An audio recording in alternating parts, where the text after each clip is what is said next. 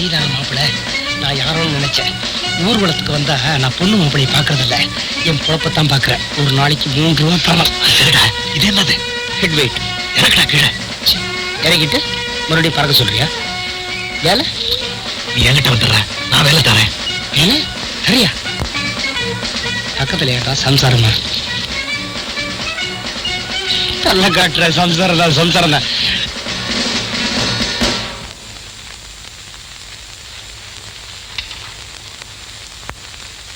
படிச்சுக்கிட்டு இருக்கேன்ல, ஏன் தொந்தரவு பண்ற? ஏங்க இன்னைக்கு நம்ம சினிமாவுக்கு போவோமா? கேஷன் ஏங்க, உங்க மனைவிக்குன்னு வாரத்துல ஒரு நாள் ஒதுக்க கூடாதா? நீங்க உத்தியோகத்தை கல்யாணம் பண்ணிட்டீங்களா, என்ன கல்யாணம் பண்ணிட்டீங்களா? உண்மையை சொல்லட்டுமா? கல்யாணத்துக்கு முன்னாலே நான் உத்தியோகத்துல சேர்ந்துட்டேனே, அப்ப நீ 2ஆம் பாரம் தானே? கல்லு மண்ணு கட்டடத்து மேல காட்டுற அக்கறையில கொஞ்சமாவது என் மேல காட்டக்கூடாதா? நீங்க உட்காருங்க. உங்க கூட இருக்கிற பாக்கியம் இந்த சோஃபாவுக்காவது கிடைக்கட்டும்.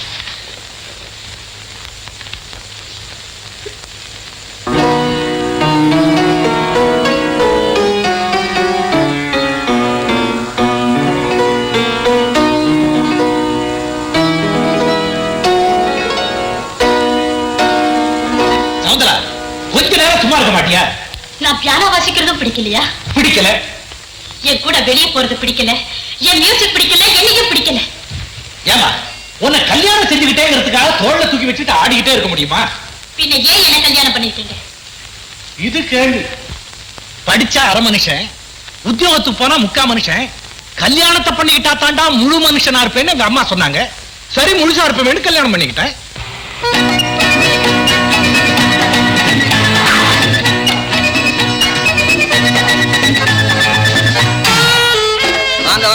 வணக்கங்க. என்ன அப்படி பாக்குறீங்க? ஒண்ணு இல்ல, பங்களாக்கு முன்னாடி ஒரு சின்ன பங்களா நிக்கிற மாதிரி இருக்க. வண்டி வாங்கினீங்களா? ஆமா, நேத்து தான் வாங்கினேன். அது ஒரு பெரிய நோட்டையே முழுங்கிட்டு இருக்கு. 1 லட்சம் ரூபாய் இருக்குமா? கிட்டத்தட்ட ஆச்சு. இருக்கிற பணத்துக்கு ஏதாவது செலவு வேணும்ல. அது சரி, உங்களுக்கு என்னங்க, நீங்க பெரிய காசு சாப்பிடுங்க. இருக்கட்டும். இவங்க யாருங்க? என் ஒரே பொண்ணு, பேரு நளினி. அப்படியா? வணக்கம்மா. உங்களுக்கு இப்படி ஒரு அழகான பொண்ணு இருக்கிறதா எனக்கு சொல்லவே இல்லையே. வேலையெல்லாம் முடிச்சுட்டேன். இந்தாங்க, வீட்டை உங்ககிட்ட ஒப்படைச்சிட்டேன். எனக்கு அடுத்த கான்ட்ராக்ட் எப்ப தர போறீங்க? ஐயோ, என் பொண்ணு கீழே விழுந்துட்டாளே. ஓடியாங்க முனியா, கண்ணா வாங்கடா. ஐயோ, என்னமா குடிக்கிறாங்க? என்னன்னு வந்து பாருங்க. சீக்கிரம் வாங்க. தாங்கயா தண்ணி. ஏய், ஏதாவது இரும்பு கொண்டு வா. தாய் கொட்ட கையில கொடுங்க, கையா போய்டும். என்ன சார் உள்ள? ஒண்ணுமில்ல, உட்காருங்க. என்ன சார் ஒண்ணு இல்லன்றீங்க, உள்ள பெரிய ரகலையே நடக்குது. இது வழக்கமா நடக்கிறது தான், அழகி போச்சு.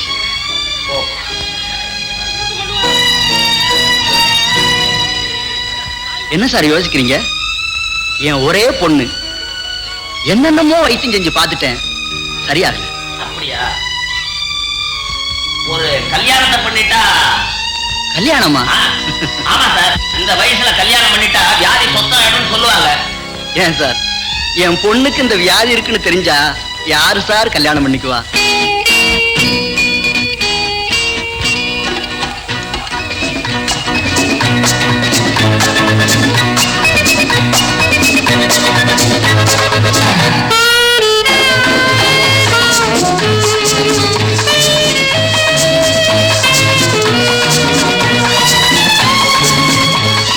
பார்த்தா பாவமா இருக்கு. நான் வேணா கல்யாணம் பண்ணிக்கிறேன் சார். நிஜமா சொல்றீங்க? ஆமா, அடுத்த கான்ட்ராக்ட் கேட்க வந்தேன். ஆனா நீங்க கல்யாணமே செஞ்சு வைக்கிறீங்க.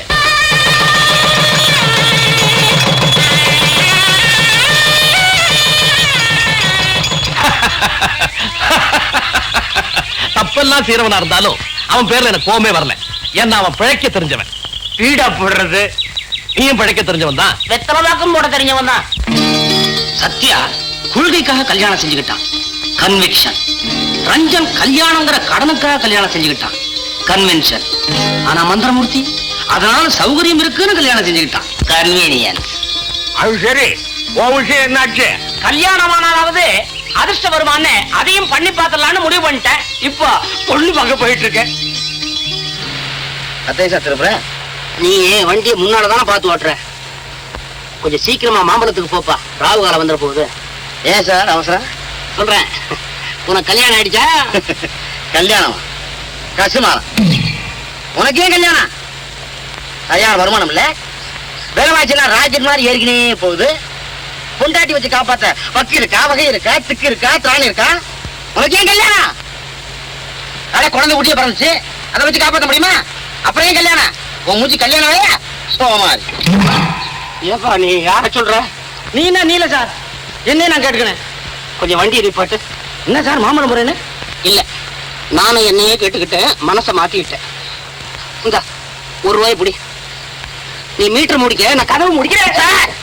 அடப்பா, தவறு செய்ய இருந்தனா தப்பிச்சுக்கிட்டேன். நாம உட்கார்றது காந்தி சிலை மேலன்னு காக்காய்க்கு தெரிஞ்சா அது உட்காராது.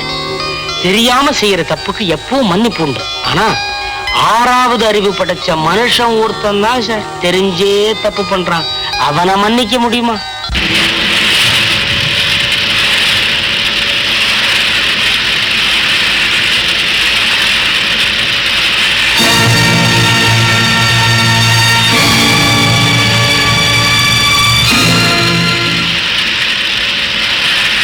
என்ன மன்னிச்சிடுங்க சார்.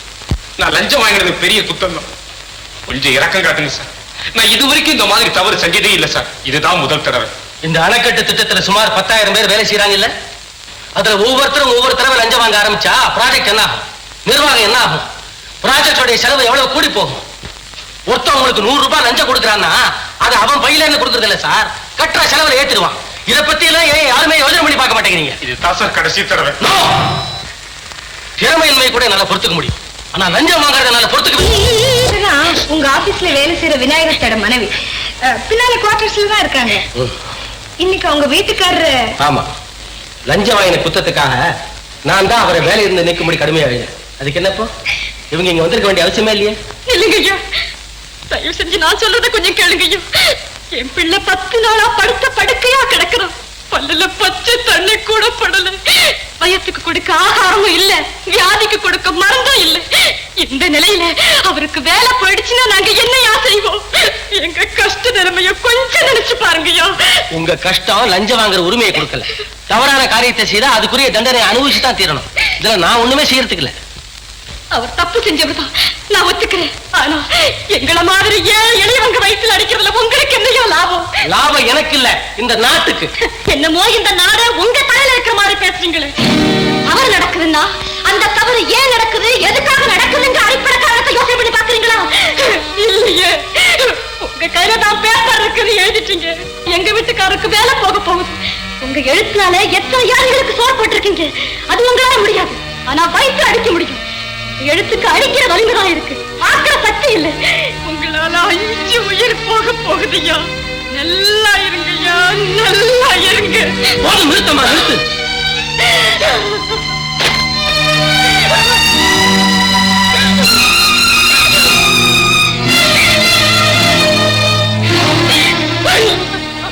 அழாது, அழாது. இங்க வா.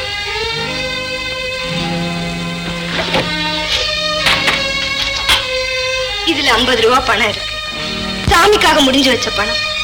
இது உனக்கு கொடுக்கறதுனால சாமி என்ன தண்டிச்சிட மாட்டேன். உடம்பு சரியில்லாத உன் குழந்தைய காப்பாத்து.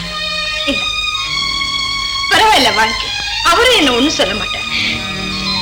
அம்மா, நீங்க நல்லா இருக்கணும்மா, நல்லா இருக்கணும். இதே வார்த்தை தான் அப்பவும் சொன்னேன், இப்பவும் சொல்றேன். ஆனா 2க்கும் எவ்வளவு வித்தியாசம் இருக்கு தெரியுமா? என்ன மன்னிச்சிருங்கம்மா. பரவாயில்ல.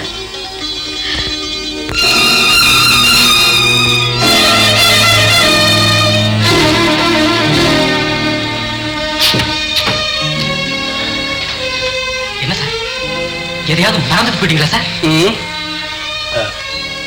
அந்த விநாயகத்து மேல ரிப்போர்ட் எழுதின லெட்டரை ஹெட் ஆஃபீஸ்க்கு அனுப்பிச்சிட்டீங்களா?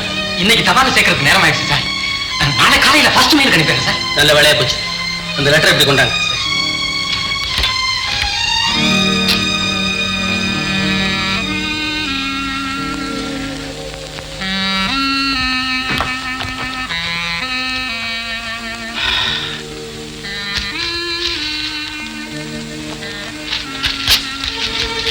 என்ன சார், அதுக்கு பதிலா இந்த லெட்டர் அனுப்பிச்சு. என்ன சார் இது? நீங்க ஏன் சார் ராஜினாமா பண்றீங்க? என்ன சார், என்ன காரணம்? இதை உங்களுக்கு எப்படி விளக்கி சொல்றதுன்னு எனக்கு தெரியல. தண்டனை கொடுக்க யாருக்கு உரிமை இருக்கோ அவனுக்கு ஆதரிச்சு அரவணைக்கும் அதிகாரம் இருக்கணும். அந்த அதிகாரம் எனக்கு இல்லையே, அப்புறம் நான் ஏன் இங்க இருக்கணும்? மிஸ்டர் சபாபதி, தேவை இருக்கிறதுனாலதான் ஒவ்வொருத்தரும் தவறு செய்யறாங்கன்னா அப்புறம் அந்த தவறு செய்யறவங்களை தண்டிக்கணுங்கிற ஒரு நீதி ஏன் இருக்கு? எதுக்காக இருக்கு? அதான் சார் எனக்கு புரியல. அதனாலதான் என்னையே நான் தண்டிச்சுக்கிறேன். That's all right. Thank you. உங்களை என்னால மறக்கவே முடியாது. நான் வரேன்.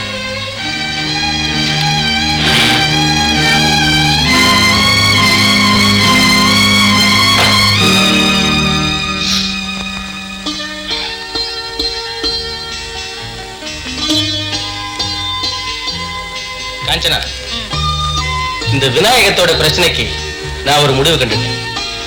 I have solved the problem. இப்பதான் எனக்கு மனசு நிம்மதியா இருக்கு. எப்படின்னு தெரியுமா? சரிச்சா? தெரியும் அர்த்தம். எப்படி சால்வ் பண்றேன்னு சொல்ல பார்க்கலாம்.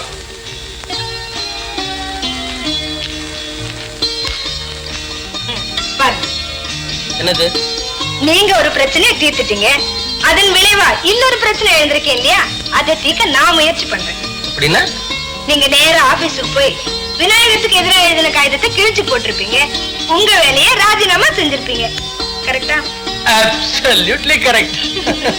அடுத்தாப்புல எங்க வேலை காலி இருக்குன்னு பார்க்க வேண்டாமா? அதான் பேப்பரை தேடி பார்த்து எடுத்து வச்சிருக்கேன். அடுத்த வேலை இந்த வேலைக்கு மனு போட வேண்டியதுதானே?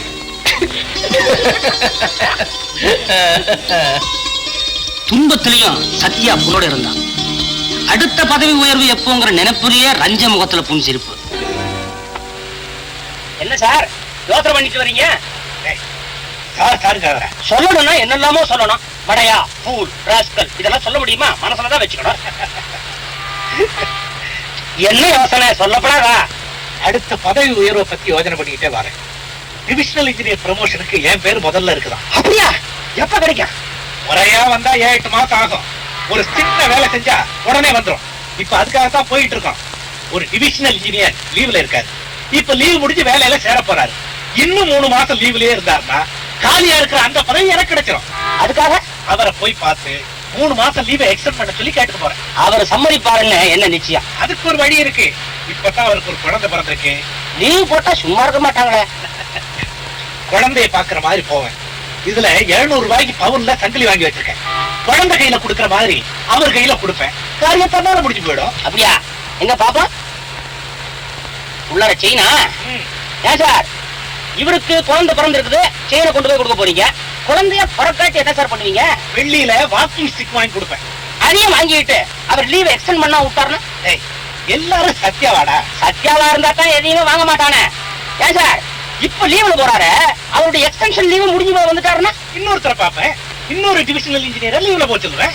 அவரு லீவ்ல போறாரு, அவருக்கும் குழந்தை பிறக்குமே, அவருக்கு என்ன பண்ணுவீங்க? கேள்வி கேட்டுக்கிட்டே இருந்தா எப்படா புத்தி வளருமே? அதான் நீ வளரல, புத்தி மட்டும் வளர்ந்துகிட்டே இருக்கு. ஏதோ ஒண்ணு வளருது.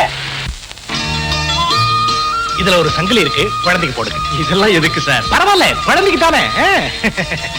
வரட்டுமா? மறந்துடாம 3 மாசம் லீவ் போட்டு நீங்க தான் ஹெல்ப் பண்ணும். இதனால உங்களுக்கு ப்ரமோஷன் கிடைக்கும்னா 3 மாசம் என்ன 6 மாசம் லீவ் போடுறேன். ரொம்ப சந்தோஷம். வரட்டுமா? வரேன். நல்ல மனுஷன். உதவி பண்றதா ப்ராமிஸ் பண்ணிட்டாரு. எனக்கு என்னமோ சந்தேகமா தான் சார் இருக்குது. நேரம் பொட்டியை பிரிச்சு பார்த்திருப்பாரு. வாயெல்லாம் பல்லா இருக்கும். அதான் இல்ல, கண்ணுதான் செவந்து இருக்கும். ஏண்டா? நீங்க வாங்கின செயின் என்கிட்ட இருக்கு. நகைப்புட்டி திறந்து செயின் எடுத்துட்டு ஸ்க்ரூ டிரைவரை மாத்தி வச்சுட்டேன். சார், இது கஷ்டப்பட்டு சம்பாதிச்ச பணம். நகையை கொண்டு போய் கொண்டாட்டி கழுத்துல போடுங்க. ஏன் சார் இந்த குறுக்கு வழியெல்லாம்? அடுத்த நிமிஷம் நான் தெருவுக்கு வந்துட்டேன் சார்.